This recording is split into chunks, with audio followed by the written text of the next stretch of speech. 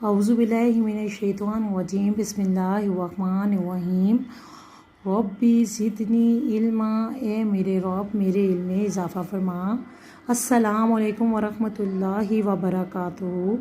प्यारे बच्चों, उम्मीद करती हूँ आप सब खैरियत से होंगे। आज हम पे लिखना सीखेंगे। अलिफ और बे लिखना आपने सीख लिया है। आज हम पे लिखना सीखेंगे। पे की शेप को गौर से देखें, ये बिल्कुल कश्ती की तरह है, जिस तरह हमने बे लिखना सीखा था। पे की शेप भी बिल्कुल बे की तरह है, लेकिन बे के नीचे एक नुक्ता होता है और पे के नीचे 3 नुक्ते होते हैं। आइए पे लिखना सीखें। Hold your pencils.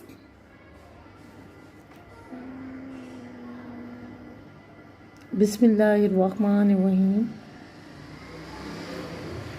Trace on the dots. पे के नीचे 3 नुक्ते।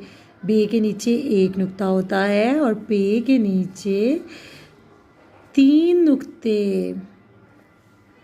पे के नीचे 3 नुक्ते। पे की साउंड है प। प पंखा। प पे प पे प।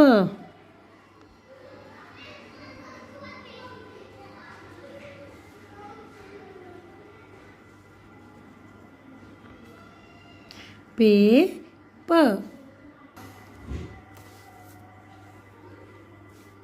पे प